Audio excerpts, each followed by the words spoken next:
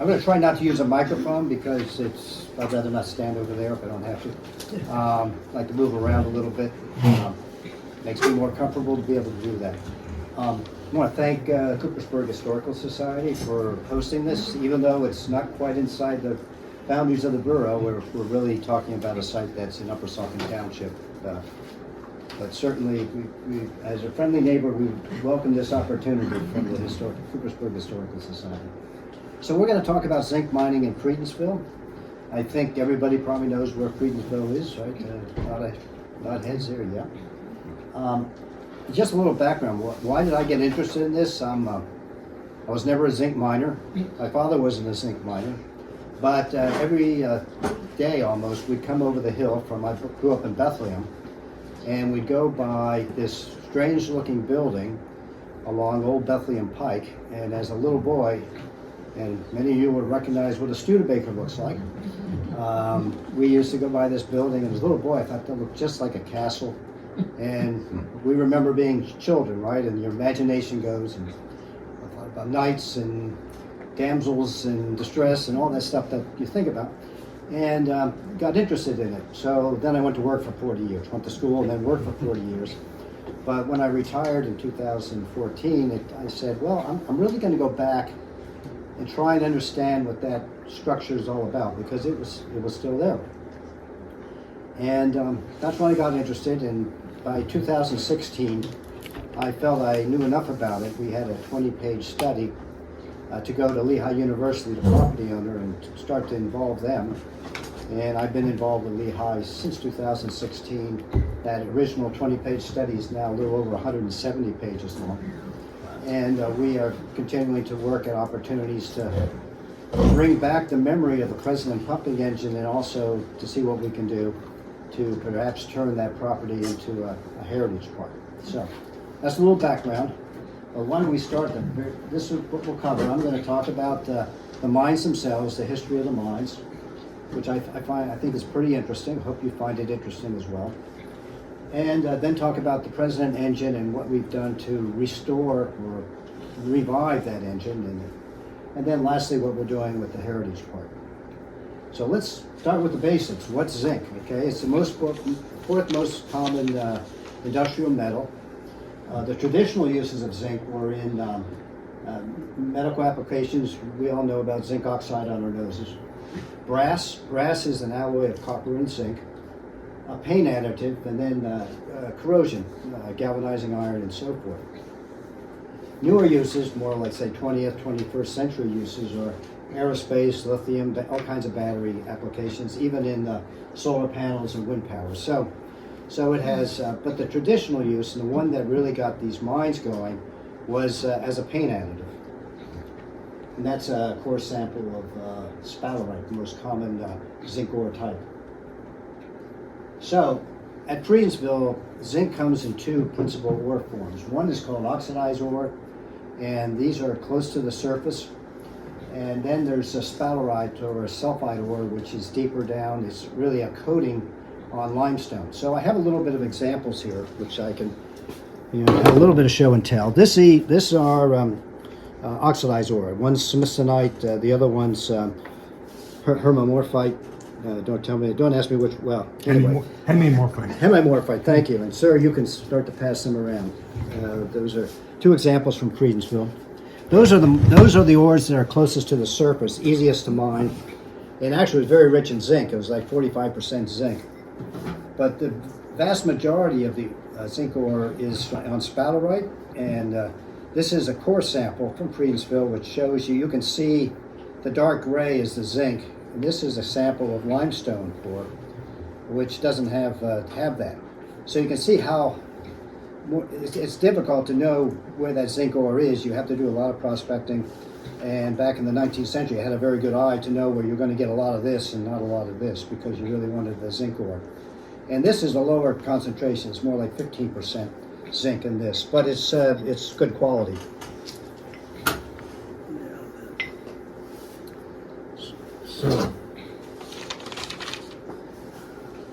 So really, people only have one birthplace.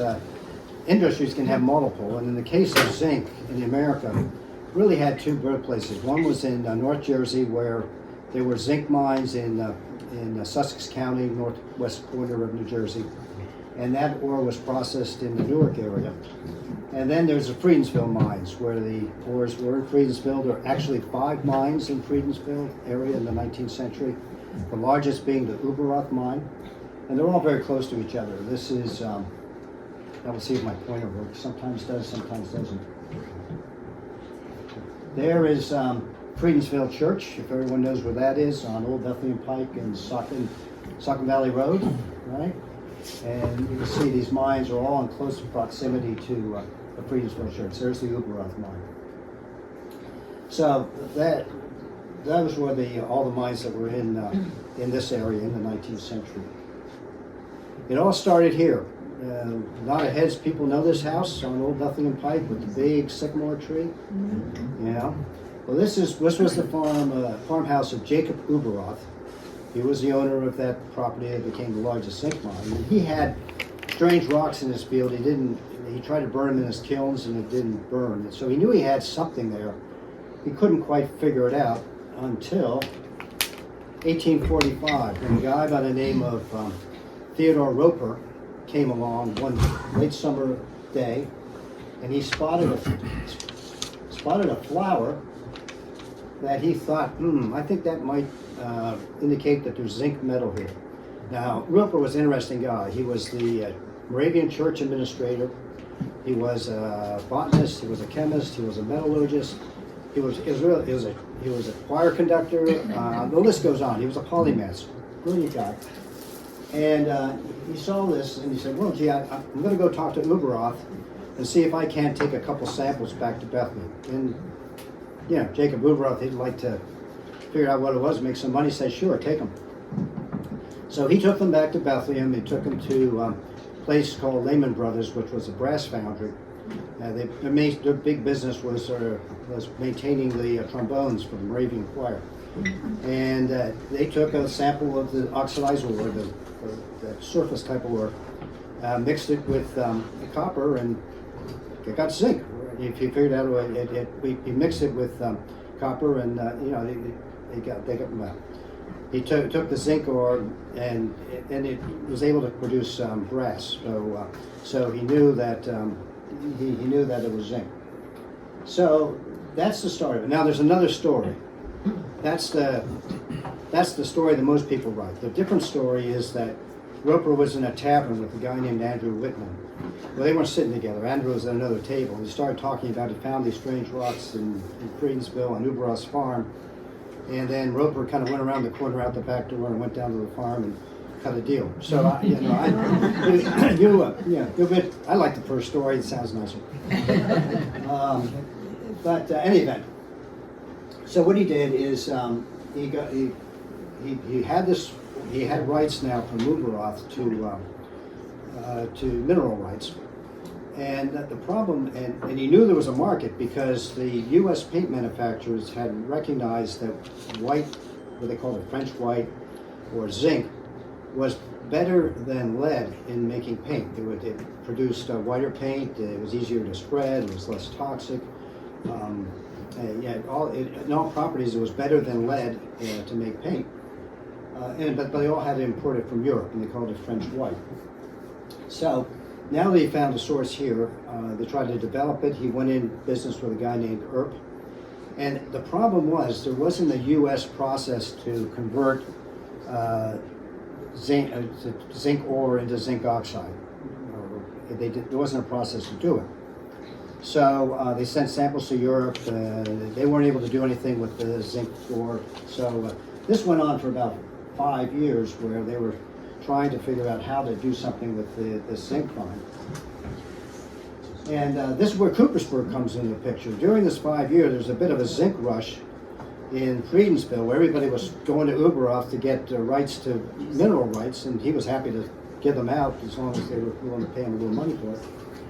And so for a time, George Foring, which I think he's a Locust Valley guy, right? And Milton Cooper, and you all know who he was, and Andrew Whitman went together to try to actually, they had mineral rights for about 5 years. Again, and they were just one of many, and it actually was a rather complicated story. This is the story of how the family tree of people owning mineral rights in the Friedensville area, but weren't able to do anything really with it at the time. And that changed in 1845. Earp, who was partners with Roper, went to New Jersey to see a guy by the name of Samuel Wetherell. And Samuel was a member of a well-known Quaker family, merchant family. He himself was a chemist. And the family is still a merchant family. You guys probably have heard of Wawa, right? And the founder of Wawa is Samuel Wetherell's great-grandson. So they're still in the business, different business, but still in business. And he went to Wetherell, and Wetherell had invented a process to take zinc ore and get it converted into zinc oxide, which is the powder that you needed for the paint process. And the problem was he was using the ore from New Jersey, and it wasn't getting a very good result. They couldn't, they tried to sell it, nobody wanted to buy it. It was inferior to the French white that they were importing. Then they tried to put it in their own paint and sell that, and nobody wanted the paint. So they weren't getting very far. So Earp came, saw him, and said, "You really ought to try the ore from Friedensville." So he said, "Sure, yeah, why not?" Went over, got some, tried it, got a great product that was equivalent to what was being imported. And Wetherell said, "I'm not going to cut a deal on behalf of my employer, who was New Jersey Zinc." He cut his personal deal to do this. And then he went he felt that the invention was his, even though he did develop it in what would become New Jersey Zinc as a laboratories. He then went to his employer to see if they could do something, and they couldn't come to a commercial arrangement. So he took his hat, left, went to Bethlehem, built a plant in the south side of Bethlehem near the Linda Street Bridge, and also had the mineral rights from Uberoth to develop the mines here in Friedensville. So that all started in 1853. He started a mine in Friedensville, had a brand new plant built in Bethlehem, and everything was starting out well. I mean, it was early business, so they weren't making a lot of money. And it wasn't helped by the fact that Wetherell was a better inventor chemist than he was a businessman. So what he did, he built the plant, then he built a racetrack around the plant. Then he was running races at lunchtime with the workers. They loved him. But down in Friedensville, you guys will remember where the Manor House Hotel was, right? He bought the tavern, that was the tavern, he bought the tavern. There's actually now a tunnel from the mine, which is right across the street, that's the Triangle Mine, into the tavern. I've seen the door, you can go right up into where the bar was. Of course, it's an accounting office now. But anyway, so he was having fun, but the investors in Philadelphia were getting nervous. Most of them were good Quaker family investors, sober and industrious, and they weren't happy with the way the business was going.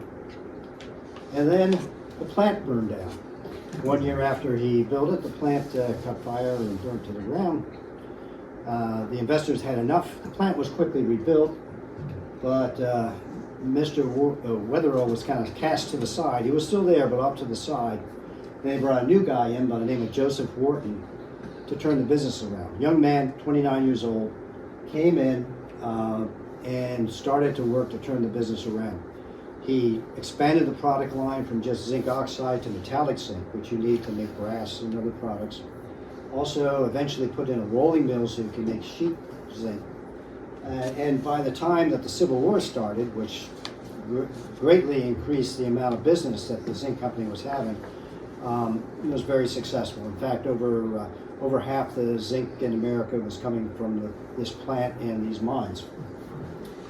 But as they went down deeper, they ended up running into water. When they went down to about 50 feet, the water started coming in, went a little more, even more water. They tried various pumping solutions.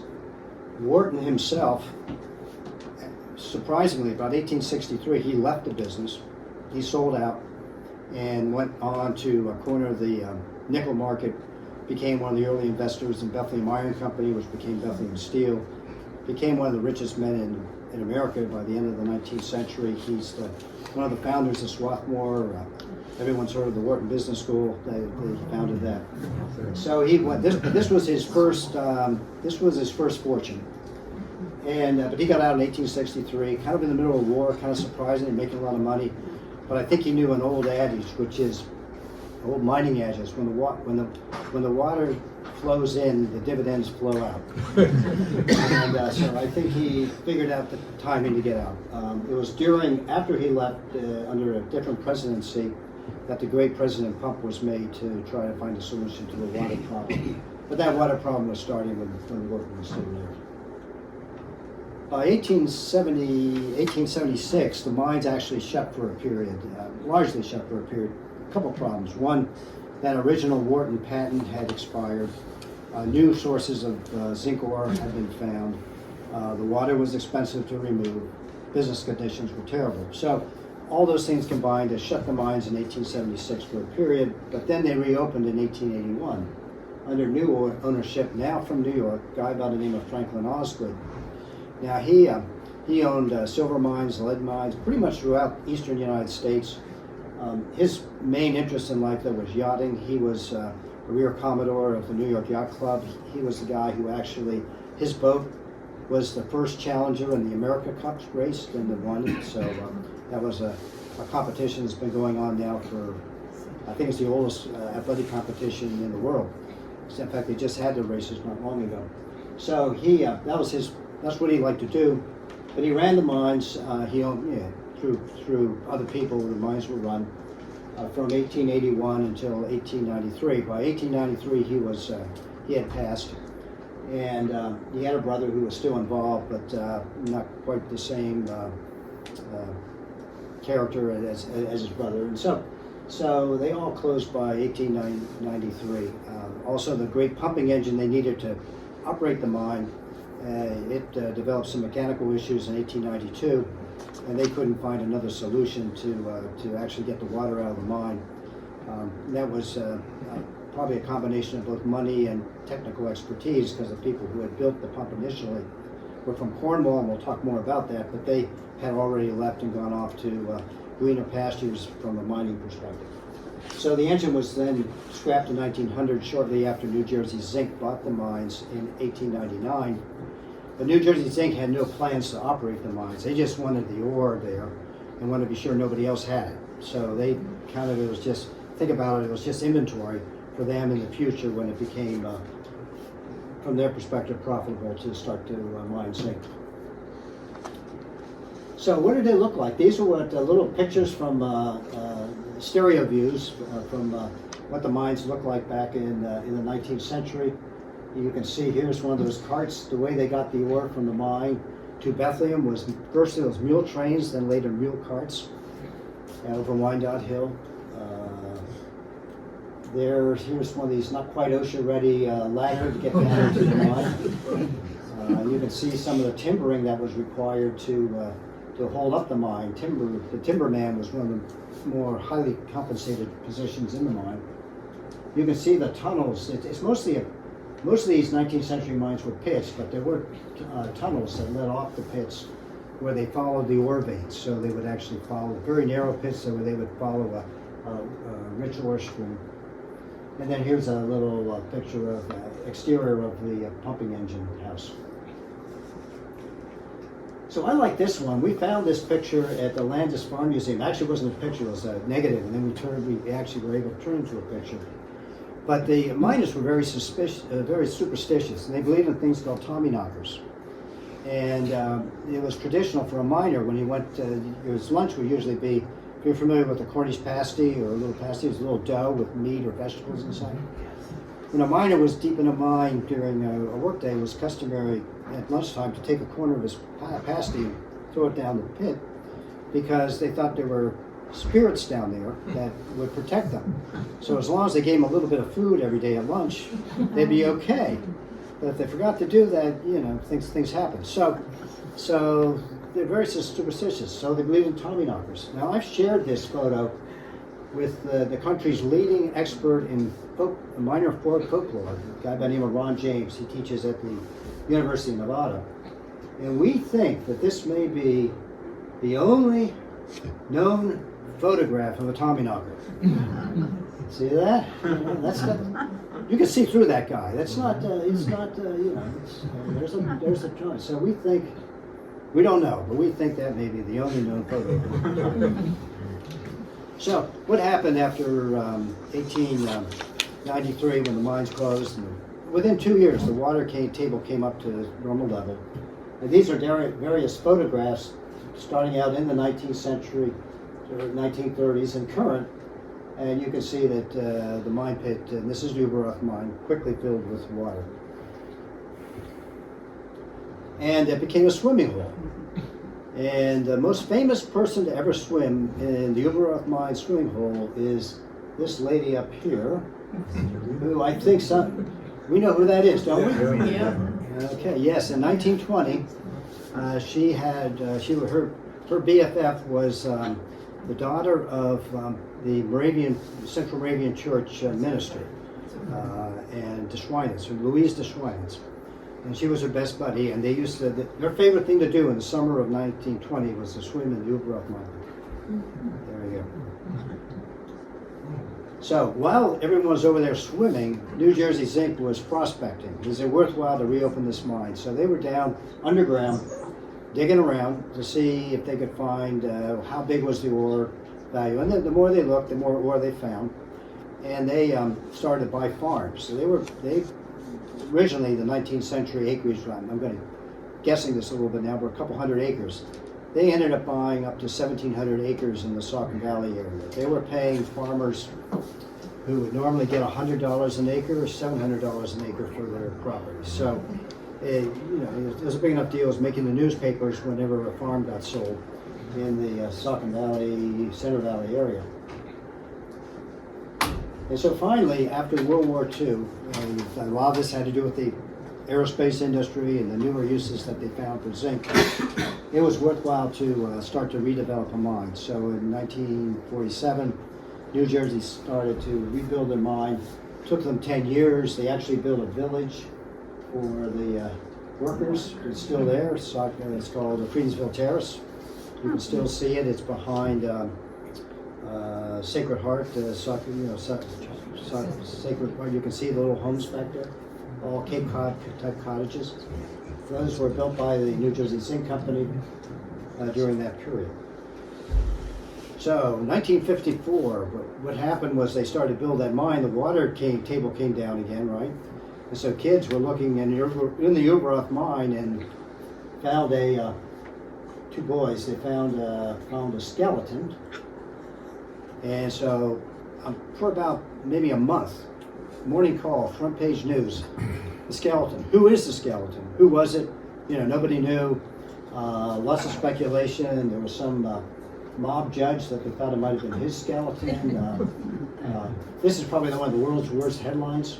Friedensville skeleton could have been Judge Crater's, except that the long missing jurist were dentures. Okay. Anyway, dentures would solve the problem. Eventually, they figured out through a dentist that there was a fellow who had disappeared about 12 years earlier, and it was ruled to be a suicide. But so many people are interested in this. The constable who was in charge of watching over the mine pit while everybody showed up, he had the closing words on the whole thing. He said, "If I had used my head, I would have put up a hot dog stand. I would have made a fortune." So anyway, so then the mines opened up in 1958. They're all underground. They go down about 2,000 feet. It's basically operated with heavy equipment, or were operated with heavy equipment. Here are some pictures from 1959. You can see, in talking to the folks who have been there, they just basically, 3 words: dark, damp, cold, is what it was like. And the mining type is you'd go to an ore seam, and then it's called a room and pillars. So basically, you leave pillars so the whole thing doesn't collapse, and you munch out the ore with using heavy equipment and take it out through an incline to the surface. And this is a picture of the incline And what they did to make the incline was one of those 19th century mines, the old Hartman mine, which is now, picture of it there, you can see it's backfilled with water again, of course. It's right behind the swim zone. And that's became the incline to get the heavy equipment in and out of the mine. And Friedensville became pretty much a mining community, right? It was the Friedensville Terrace, and these are photos of them having lots of fun in the winter and other seasons at the, it became very much like a mining town for that period of time. And some of the buildings are still there on Camp Meeting Road, the main office of New Jersey Zinc Mines, and the entrance to the mine is there, still on Camp Meeting Road. It's obviously, filled with water, and they've got it bricked in so you can't go into it. But the buildings itself, the surface buildings are there. The equipment's gone. Here's these are the machines that were used for the man lift and the ore lifts, but the building is still there. This is a picture of the extent of the mining. This is Aldi Warehouse, if you know where that is. And these red lines are the mines, shafts that are underground. As I said, they're down up to 2,000 feet. One goes right in front of the Penn State building. I gave a talk over there, said, kids, if you don't see your car, don't forget to look down. And, but that's, so during the course of the history, they made about $3 billion of ore came out of the Friedensville mines, both if you combine the 19th century and the 20th century operations. And after that, the mines actually were sold to a Stabler company in 1984. When they closed in 1983, they were the last metallic ore mines in Pennsylvania. So Stabler company bought it in 1984. They, of course, developed what we see there now, the office center. There was a golf course. The golf course is gone. And then residential development, where Valley Green was part of this purchase. More recently, the Promenade Malls. And then in 2012, the Stabler estate, Don Stabler and his wife had passed long before that. But in 2012, the estate donated the land to Lehigh University, the land that remained, which was 755 acres. And Lehigh continues to develop that now under the name of Stabler Pathways. So I'm going to switch gear on just a couple little more social type things.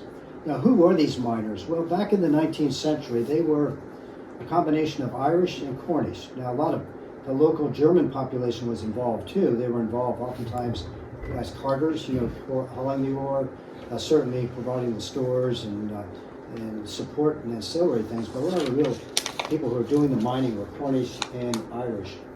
And if you're familiar with Colesville, or my little pointer is right on where Assumption Church is today. This map is from 1860, and here's a map, same spot, from 1870. And you can see how developed it became within a 10-year period. And this is all from mining. And most of the people who lived here were either Cornish or Irish. Similar background. I mean, they're both from the western edges of the British Isles. And they have similar folklore. They both have Celtic languages. The Cornish language had died out by the 19th century. The Irish language had largely died out, although still practiced in some parts. So they had two things that made them different from each other. One was religion. The Irish miners were largely Roman Catholic. The Cornish miners were Methodists, and perhaps somewhat tied to religion. The Methodists tended to be abstainers. They didn't drink. The Irish, there was a tavern on the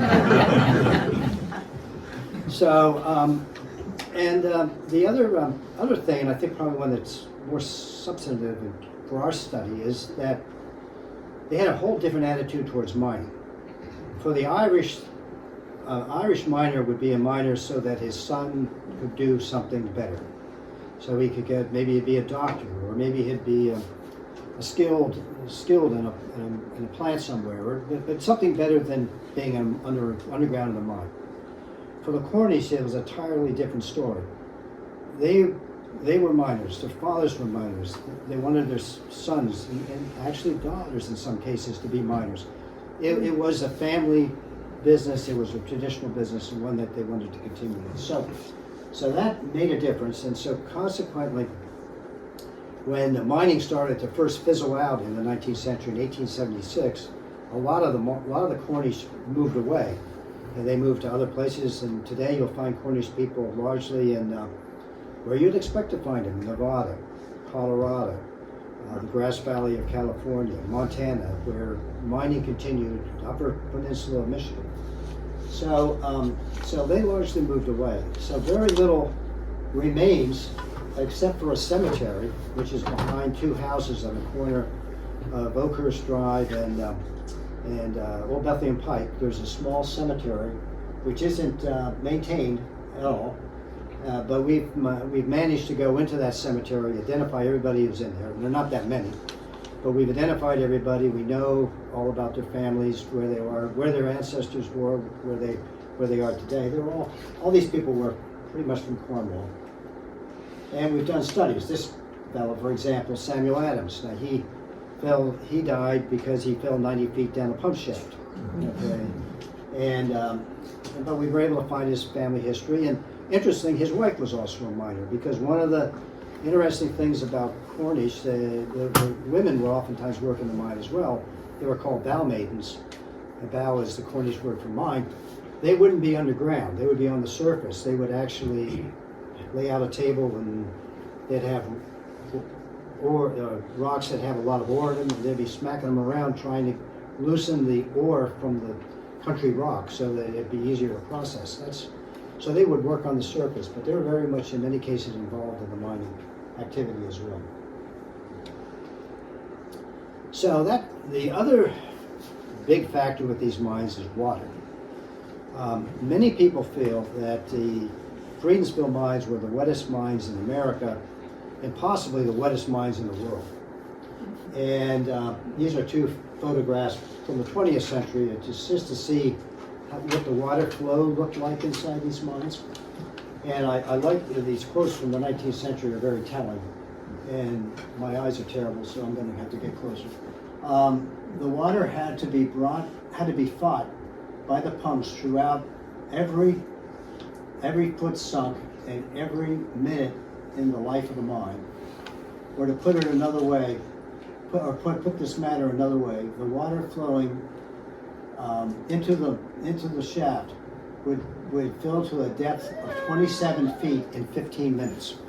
So you can imagine the amount of water that they were contending with. So you might ask yourself, obviously it's expensive to move water. Why would you bother mining here with all this water? And the reason is that the ore was very pure. It had very little in the way of lead or arsenic or antimony or other contaminants. So it made a very good product. And it was particularly, in the 19th century, they particularly liked it because when automation came into the militaries and you had machine guns and you needed to make brass cartridges, they found if they used the Friedensville ores to make the brass for the cartridges, that they wouldn't stick in the barrels when the barrels got hot. So they had a lot of contracts from European, mostly at that time, this is the end of the 19th century, most of the people who were building up their militaries at the time were in Europe, so they got a lot of contracts from the Russians, the Ottoman Empire, eventually the British Empire. So that was the 19th century, but even in the 20th century, the ore was found very pure, and if you mixed it in with other ores from other places, people like New Jersey Zinc would say that they got a better product. So it's really the purity of the ore that caused them to continue to deal with the fact that they had to spend a lot of money taking water out. Now, some of you will remember this is an area of limestone rock, sinkhole prone. I think there's no doubt about it that the mining has made this problem worse. When they were taking a lot of water out, lowering the water table, that fractured the earth and created bigger, more expansive sinkholes. And when they let the water come back up, that also made changes that also had lots of sinkholes. So during those period of times, particularly of change, there was a lot of issues with the sinkholes. This is, if you know Camp Meeting Road, doesn't look so good in this photo, right? So they had some serious issues around the mines with sinkholes during their operating period. They also had a problem with water. Now, in the 19th century, the farmers didn't like the fact that the wells went dry. I can understand that. But there wasn't much they could do about it because it was very clear from a legal perspective that a mine had a right to remove the water as long as they didn't sell it. So they didn't sell it. So they, the farmers could be unhappy, but there wasn't much they could do about it. In the 20th century, New Jersey Zinc was not dealing with farmers so much anymore as they were dealing with steel executives, which had homes in the area around the Saucon Valley, and were very unhappy with their wells going dry, or maybe even worse when Saucon Creek went dry, and it didn't look nice when they were ready to tee off. So they made it very difficult for New Jersey Zinc, as perhaps they should. And so New Jersey Zinc ended up actually paying for running a pipe from Bethlehem so that Saucon Valley would get Bethlehem water. And for those places that they couldn't reach with the pipe, they actually put in cisterns and then supplied water to those homes and neighbors. So how did they remove the water in the 20th century? Well, mine's down 2,000 feet. They had 4 stations of pumps. In total, 40 pumps altogether on 4 different levels to get the water out. On an average day, they were taking out about 30,000 gallons of water per minute. And they were next to Bethlehem Steel, PPL's biggest customer, because running 40 electric pumps taking out 30,000 gallons of water per minute is expensive. And there were occasions when it went much more. They had one breakout at one point that they had almost 70,000 gallons per minute that they couldn't deal with it. They had to shut the mine and wait for that problem to end. So what did they do in the 19th century when they had this problem? Well, who would you call? They called a Cornish guy, right? Because not only were they renowned for their knowledge in mining, particularly hard rock mining, they were renowned for their knowledge with steam technology, particularly as it relates to mining.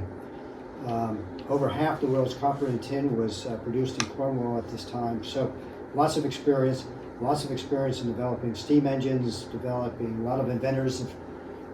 Many of the inventors of steam engines came from Cornwall. So they looked to somebody from Cornwall to help design a machine that would take the water out of the mine so they could continue to operate. And this resulted in what's known as the President engine. It is said to have been named after President Grant. It was actually put in service in 1872 when he was president. One of his best buddies actually attended the ceremony. Grant did not. And it was a huge machine. It weighed over 675 tons.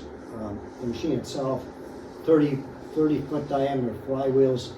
It was a single-cylinder steam engine, so the cylinder was 110 inches in diameter, over 9 feet in diameter, 10-foot stroke piston. So it's just a massive machine designed by John West, who was from Cornwall. The initial operators were from Cornwall as well. The builder of the building that it was supported in was from Cornwall. So it was really kind of a Cornish team that put this together and then initially operated it. It was capable of drawing 17,000 gallons a minute from a depth of 300 feet. So the mines weren't as deep then, so they didn't draw quite as much water. But if you think about 17,000 gallons a minute being pulled out by a single cylinder engine, is pretty impressive. And it was known, and people came from all over the world to see it. It was known as the largest and most powerful stationary engine in the world. So we went about to try to recreate this engine, and I like this quote, and because for me it really resonates, because if we didn't have archives and museums that could provide the way, we never could have recreated the engine. Because what did we not know? Well, the stone building still exists. It's a ruin. We believe they may still exist, original drawings of the engine, but they haven't been recovered. In talking to some of the old New Jersey Zinc guys, they say when they walked out of there, the drawings from the original engine were there, but nobody seems to know where they went. So, but we do have, so we didn't have that. No photographs. Nobody ever took a photograph of the engine, at least not to our knowledge. So there's a lot of things we didn't know. Some things we did know, though. There were a number of articles in technical journals that included drawings. We also have quite a number of photographs of the exterior of the building. And we also have the building itself, the stone walls, because it was a house-built engine. In other words, the engine is actually, the house is not a house, it is a house in the sense of a shelter, but it's also a support for the engine itself.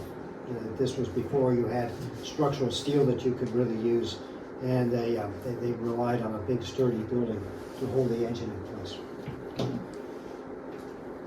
So putting that all together, we now have a display at the National Museum of Industrial History, and if you haven't been there, I really recommend that you go. I think it'll be a couple hours very well spent. You'll find it very impressive and very interesting. But we have a display in the main hall of the National Museum of Industrial History. The centerpiece of it is a model that we worked with a gentleman in England by the name of Tony Mont. He's an award-winning model engineer, and over a course of 5 years we fed him details and information, and he put this model together, which is, as I said, the centerpiece of this display. And there's the model. You can see, that's my lovely wife there to the side. And if this works, you can see it operates. You can press there. And before I leave this, let's see, there's, you can see just the scale. I don't know how clear that is to you. You can see a workman standing there. So you just get a sense of the size of this engine.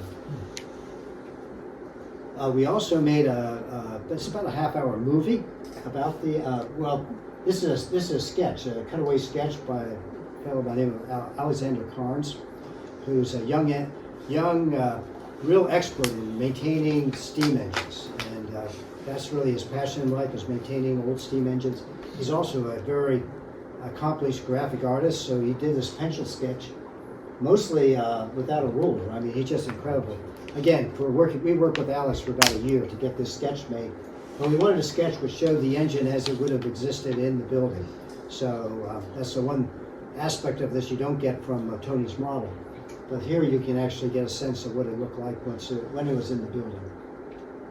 And we also worked with a guy by the name of Guy Jansen in Belgium, who is a very accomplished software engineer, and really has made a 30-minute movie of the engine. So we now have a movie. You can actually see it on our website, or you can go to YouTube and find it. And just type in President Pumping Engine and Jansen, Guy Jansen. You'll find it pretty quickly. But it's a movie. These are just stills from it. You go outside. You're a solitary visitor. You get to look at the mine from the outside, all the buildings. Then you get to go inside the building and see the engine inside. Get to go down the pump shaft and see how that all worked.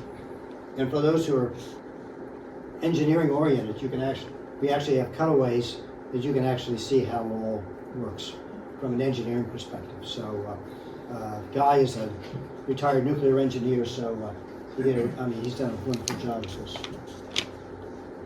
So last part of the presentation, I'm going to talk about what we're doing with the site and trying to turn it into a heritage park. Why is it important to say? Well, hopefully I've sort of convinced you along the way why it's important to say, but certainly from a local perspective, it is the only remaining part of one of the earliest industrial enterprises in Lehigh Valley, and certainly the earliest modern industrial enterprise in Bethlehem, because the Zinc company in the South Side predated the steel industry. So important from that perspective. It was the largest single-cylinder stationary engine ever made. And these last 2 points, in terms of the building itself being a unique building, I'll cover in a little more detail. But here's a winter view of what the engine house looks like today from a drone. Here's a summer view of what it looks like. You can see we've got a lot. We've actually just gave the building a haircut, so we took a lot of that shrubbery off the top. Here's various views around the Uberoth mine site. So it's a very beautiful location. And I imagine some of you have been swimming there once upon a time, so you know this. So what are we going to do to try to save this? This is the only existing Cornish-style engine house in the United States. Now, in Cornwall, where about 200 of these survive, because this is where it all started, right? And they're kind of like, to the Cornish, an engine house, when a Cornish person sees an engine house, it's kind of like when a Dutch person sees a windmill. It's emblematic of their culture. And in Cornwall, where 200 of these survive, that whole landscape has been turned into a UNESCO World Heritage Site. So elsewhere in the world, because the Cornish went all over, wherever there was hard rock mining, the Cornish went. So a couple of engine houses survive in Mexico, in Australia, South Africa, Spain. Where other places they went, many of these engine houses have been maintained, stabilized, restored, and they have been then connected to the UNESCO World Heritage Site in Cornwall. So certainly, from my perspective, what I would love to see is that we can get to a position where this building is stabilized and preserved, and we can actually promote the fact that it's an extension, if you will, of the UNESCO World Heritage landscape. This side just shows you that there were other Cornish style engine houses once upon a time. Ours is right here in the middle, but there were some other, most of them were in southeast Pennsylvania where the Cornish first came. And I think another way to look at the importance of this building is this. If you think about a steam, I know we don't see steam engines every day in our life. If you think about a steam engine, it is the one device that freed us from relying for our power and energy on horses, on people, on wind, on water. You know, wind and water are nice, but they don't always, streams don't always flow, and wind doesn't always blow. And the steam engine, when it was created, it basically freed us to amount of power we could produce, where we could build our plants, how we could really exploit the world so that, in a sense, our whole industrial and post-industrial world is built upon the invention of the steam engine. The guy who invented the steam engine's name was Thomas Newcomen. And he invented the first steam engine was put into place in a place called Dudley Castle in England in 1712. And William Rosen, a historian of technology, has said that was a machine that changed everything, even the idea of invention itself. And if you think about this building that's now in Friedensville, which I hope if you haven't seen it, you're going to take a drive-by to take a look. If somehow Thomas Newcomen could come to life and walk within a few hundred feet of that building, he would immediately recognize what it is. It is that close in shape, form, function to that first engine house he built at Dudley Castle in 1712. And in fact, when he built that first engine house at Dudley Castle, he knew he had a big sturdy machine. He knew he had to have something big and sturdy in order to support that machine. And that was Dudley Castle, which was right on the horizon where that first mine goes. And do you see some similarities between the center of Dudley Castle and what's over in Friedensville? Yeah. So, now, in Cornwall, one thing unique about this site is that the interest in it just isn't local or regional, it's actually international. The people in Cornwall are following our progress. Sometimes I think they're following our lack of progress very closely. And I and a colleague of mine, Damian Nance, who have also been heavily involved, were named Bards in Cornwall a couple of years ago, just because of the work we're doing to try to promote this.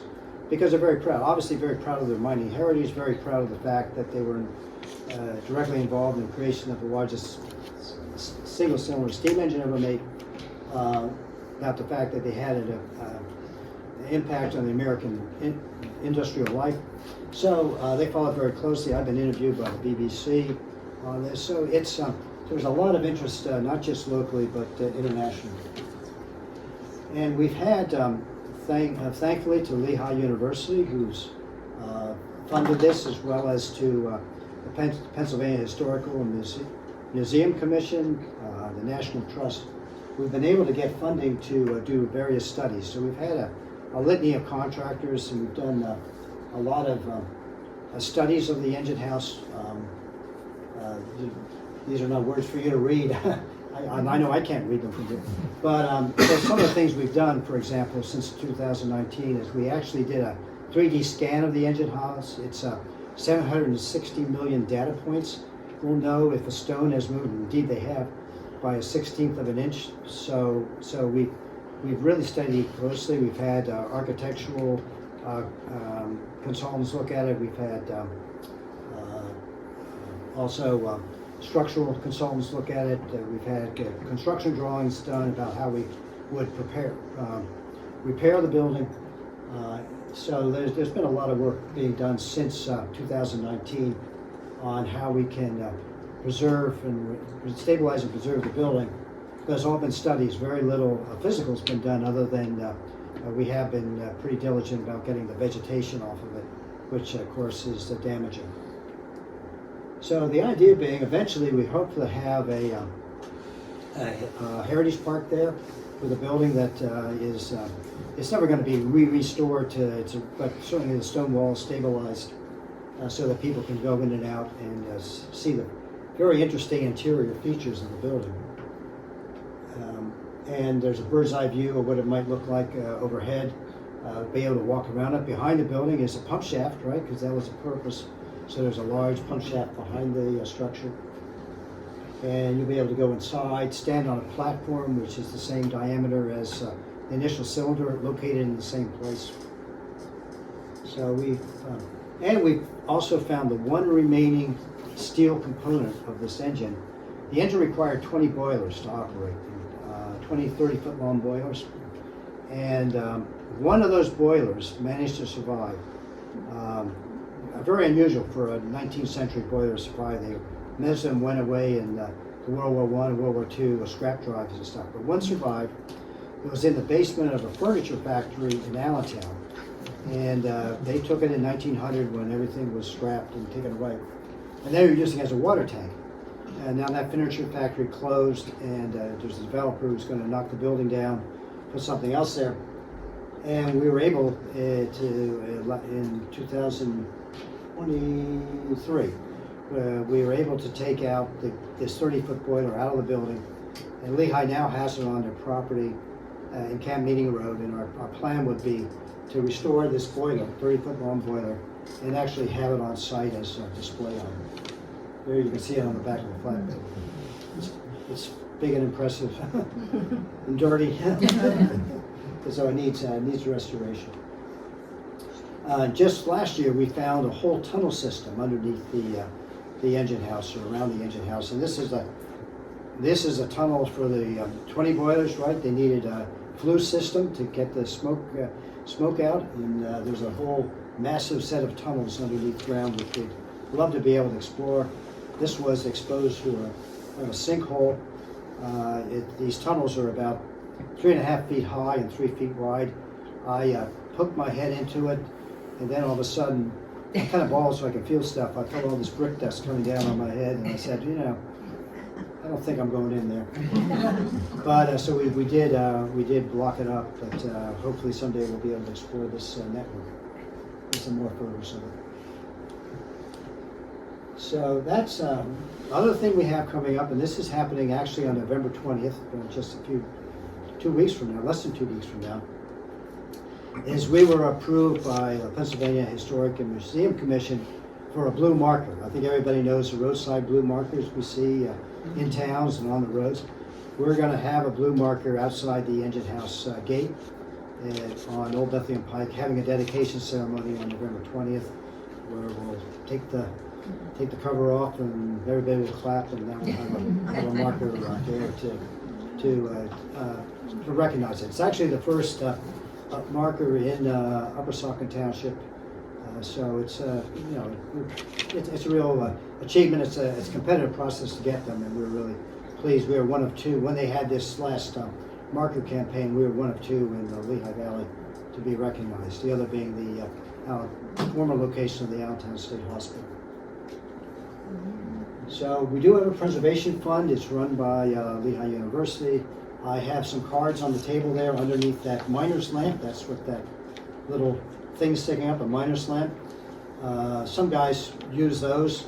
A lot of the Cornish miners didn't believe in it. What they did was they took a candle and a big hunk of mud and stuck it on their cap and used that. But guys who, a little bit more tech savvy, they would use one of those with kerosene in it.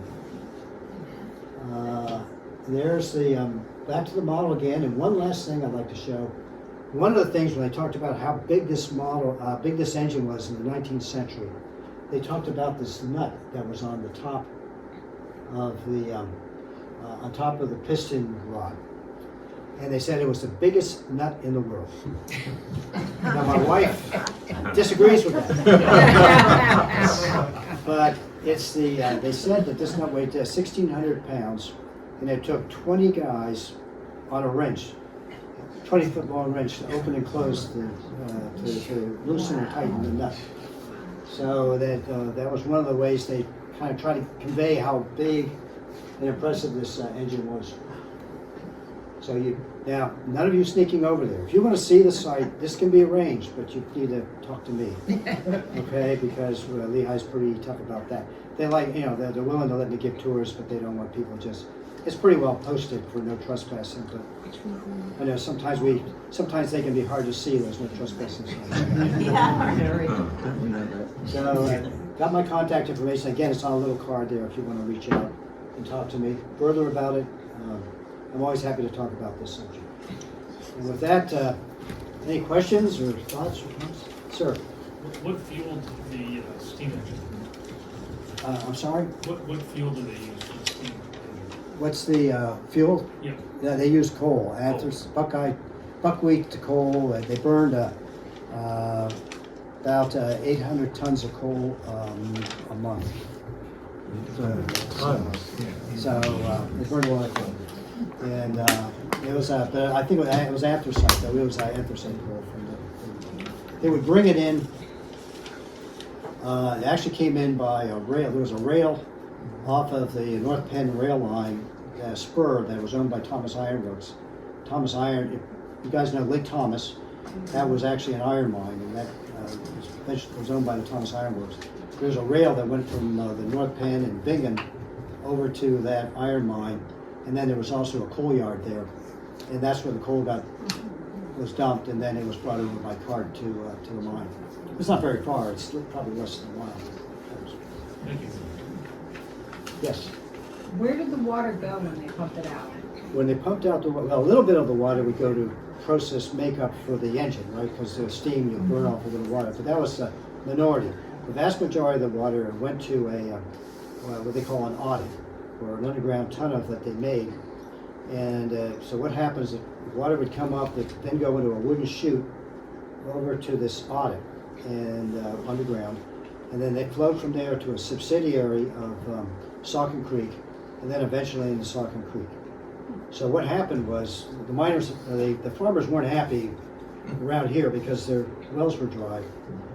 The guys who had mills down Saucon Creek, they were delighted because that wheel was turning around, But anyway, that's where it went. In fact, the audit is still there.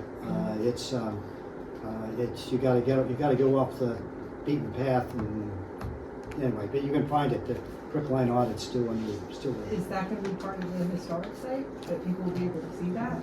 I don't know. I'll certainly push for that. I'll push for that.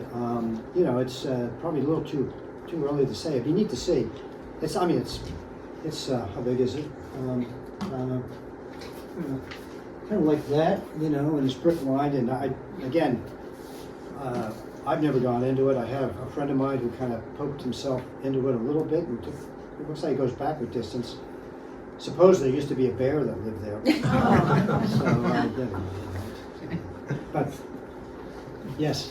What became of Uberoff himself? Did he make it rich and stay in the area? Like what happened? Yeah, the Uberoff family, I think, you'll still find Uberoffs in the area. He stayed, his house he sold actually to the Zinc company, the Lehigh Zinc company.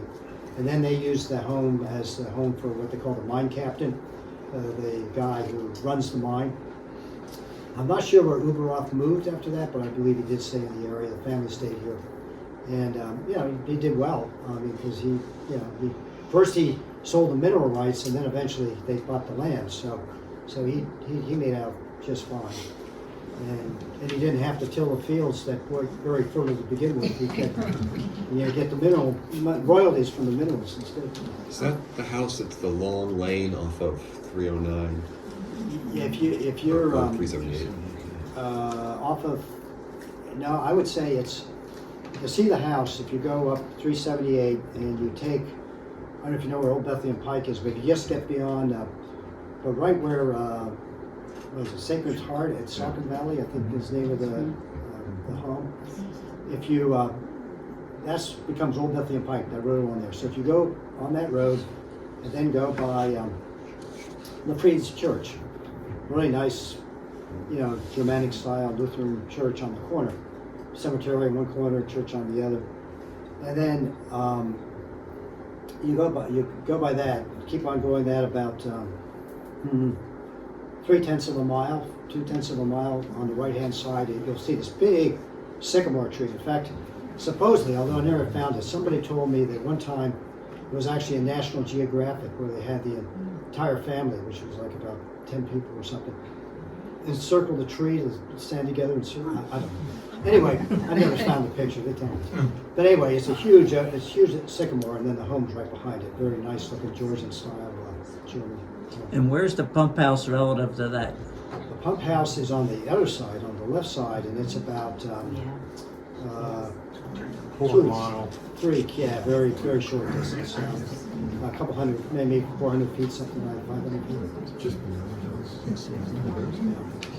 We just improved it actually. There was a kind of a wire fence and a lot of vegetation. We just put a nice black, decorative fence. First of all, excuse me. First of all, did a great job. You really filled in a hole in my knowledge. Now I look at this more from the scientific angle than the cultural angle. You're basically the cultural angle. I taught at Southern Lehigh for 35 years. Maybe some of you people were out there when I was there. And in 1983-84, one of my students was a young man named Glenn Tepfer. Okay. His father was the mine manager. Okay. And yes. Walter Tepfer, yes. Yep. And he gave me a ton, literally a ton, of samples and things like that he collected from the mine. Oh, wow. Now, I curated it all and distributed 16 specimen collections to every one of our schools. Oh, neat. Now, that was 40 years ago. Who knows where they are? I haven't kept track of them. I've not been to Southern Lehigh basically for 15 years now. I'm retired. And be interesting to check to see if those samples are still around in those collections. I have lists of the collections, all the samples and things like that, with all the, fill a big drawer for each. But those things have a tendency to walk away. So I'm not sure. I'm not sure if even who to go to check on that or something, but I'm sure somebody here can check. I can supply you with the list of the specimens and things like that. They were well curated and marked by me. Wow. Also, this might not be interesting to you, but I've been in the mine. Oh, have you? Yeah. I've been down at a 2,000-foot depth. Back in the early 70s, mid-70s or so, I was at Kutztown State College, and our teacher, he had the gift of gab. He talked us in there. And they took about 8 of us down there to the bottom. We were down there. And your description of cold, dank, and dreary, absolutely spot on. Absolutely spot on. I've been in some mines. I've been in some caves. But walking around up to your ankles and past that in water and hearing the drone of the pumps and them telling you, there's where you go if you hear those pumps stop. Big bulkhead doors. Because it fills fast. It fills fast. I just wanted to show those things. Also, I have a piece of the last blast. I used to use with my kids. A piece that came from the last blast in 1983. And when you scribe, I have it with me if you want to see it or anything. One of the problems with this scientifically now is the smelting of zinc from sphalerite. And sphalerite was what they used. Sphalerite is a zinc sulfide. Zinc sulfide, ZNS. And when you make it into zinc oxide, you release sulfur dioxide. Now, sulfur dioxide gets together with water, makes what? Sulfuric acid. You've been through Palmerton area lately? Yes. That's where New Jersey Zinc Company did a lot of the smelting from this mine, because they had the water, they had the anthracite coal, and they had the space. So there was no mining at the Palmerton, it was strictly smelting? That was strictly smelting, and that hillside has not come back yet. They're trying hard, but had we had the coal down here, that could have been our valley. We could have had that valley there, and I teach that. And I take that piece and I rub it with another rock, another Connar rock, and you can smell the sulfur dioxide. I'll bring it in for when you break up, and if you want to come over and check it out. In fact, another interesting. I'm ghetto. I don't want to. The rock I used to rub it with, Coopersburg black granite, which is actually not a granite at all. It's a diabase. Yeah, it's a granitic rock, so it can be called a granite, but legally, a geologist calls it diabase. I think Lehigh Zinc, what happened to Lehigh Zinc Company, they got merged into New Jersey Zinc in 1899. And now they were smelting, the zinc oxide plant was in the south side of Bethlehem. And then, of course, When they went to full production, they were up there, up the hill. about 1911, 15, Palmerton was done, and everything moved up there. Yeah. And then the actual location of the Lehigh Zinc Company, Bethlehem Steel was expanding, so they basically took over that property, leveled the buildings. But the cultural part here, I've never heard before. I think it was great. Yeah, well, thank you. Terrific. Any other questions? Yes. Can you tell us about the property now? Is it the water supply for this area, or is it not? I'm not, for this area, Coopersburg, I'm not sure. I know for Upper Saucon, they blend in some of they blend in. He knows. A lot of the majority of the water supply is Bethlehem city water, but there is a blend. They do take a stream of local water table water and blend it into that. So there is, but the percentage I don't know. Okay? And how that ties to from a Coopersburg perspective, I don't know at all. So I can't say. He's not talking. He knows, but he's embarrassed. Yes. Speak up. When we came in here, I mentioned to somebody that I hope we get a lot of detail about the president. And that person said, I hope we're not talking politics. So you did. And it's President great. Pump, not no other president. President Pump. Yeah, it's something we've been trying to study a little bit. Is was President Grant ever formally asked to be there when they dedicated the engine? And it was 19th of January, 1872. And we haven't been able to find that out. All we know, we know where the President Grant was. He was in Washington that day.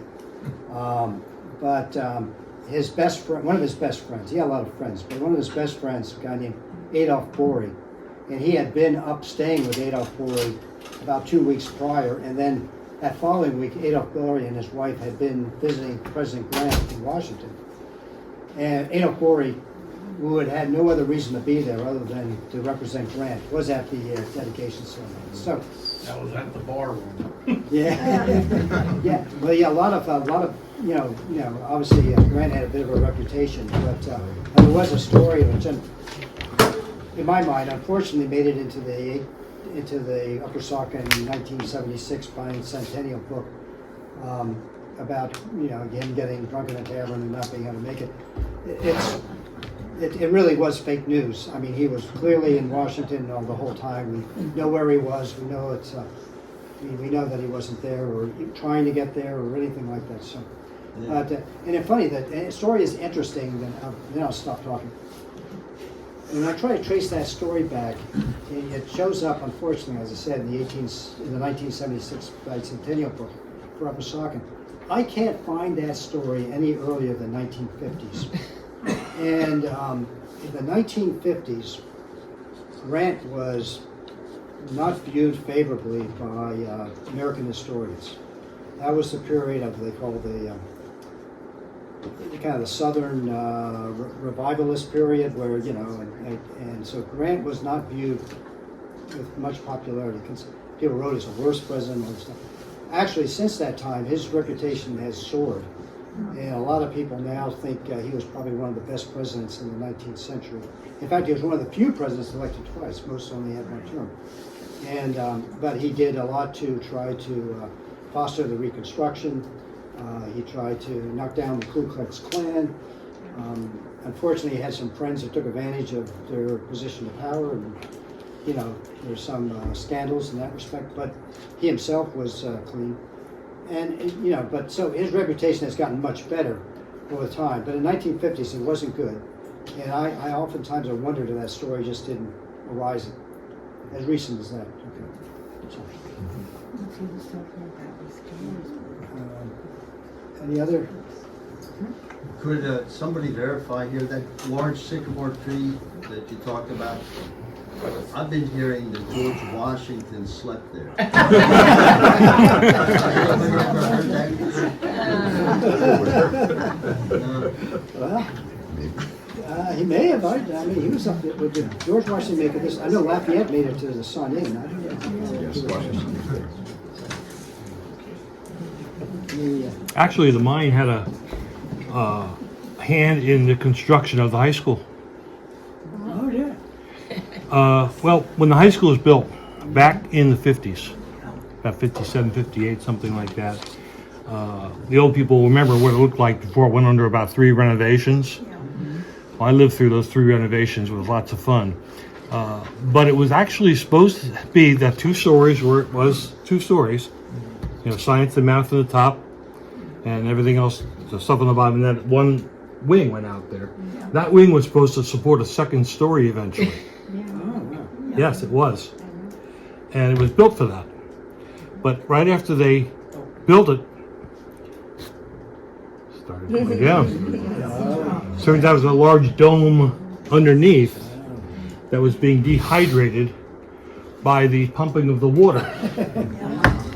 So they started putting in all kind of pillars and stuff like that under the school, and I could show you them there because I taught right over top of one of the voids down there, which had all these pillars and cinder blocks and stuff like that supporting the building.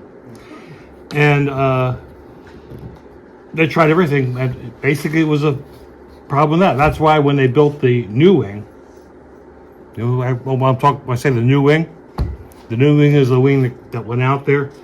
That was in 74 or so. It was built out that way, not on top of the existing building, to distribute the weight. And the last renovation, they basically closed it a little bit, but they weren't building up anymore. But it stopped subsiding. Guess when? When the mine closed. Yeah, it's funny how those things work. Yeah, from everything I've read, within 2 years, there was concern when the mine first closed. Saucon Creek went dry, and then a lot of people were upset about that, right? But within 2 years, everything kind of went back to natural levels. So it took about 2 years. Had school district employees down there measuring the cracks. Really, they had lines. They had rulers there measuring the cracks to see if they were getting any bigger, any smaller, the building was going to break or whatever. Buildings settle over time and they crack over time. It's like not a perfect thing, but that was a real issue for a while.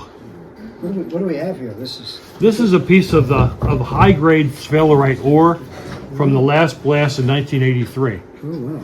And I used to pass around and have my students with like a striker like this, rub it like this, and you could can smell smell the sulfur dioxide. You could smell the rotten eggs, because that's all you need to liberate that sulfur. So it didn't take much heating to liberate that sulfur into the atmosphere. Yeah, well, the problem too with Palmerton, of course, was it's kind of in a bowl. Yeah. So that actually, yeah, you know, I mean, obviously, New Jersey Zinc took a lot of, you know, bad reputation from that. But I'm talking to some of the old New Jersey Zinc people, they would tend to blame, they put a little bit of the blame on the U.S. government, because what happened during World War II, they could not produce, and you know, they kept pressing and produced more and more and more and more. And they, you know, that's part of the problem, is that they were just producing far more output than what they were really ever designed to do, and to meet the war effort. You know, so. And out in New Jersey, where they had another one, New Jersey didn't mind. It's one of the best collecting in the eastern part of this country for fluorescent minerals. Yeah, that's Great fluorescent minerals out there. Yeah, that's a very interesting place to go, up in Franklinville. Franklin, yes. It's really There's a mineral called franklinite yeah. Now they're discovered there. their ores are phosphorescent, as you say. The Friedensville ores, for the most part, are pretty dull. A couple of them, a couple of the calcites will fluoresce a little bit green. I have one called Nicholsonite, and it has a little bit of a white fluorescence to it, but it's most of it's kind of like the samples I have there. It's a little bit, yeah, kind of brown and ugly, you know. So. This is great. I'm all recharged after being 15 years out of the thing. Okay, well, thank you very much.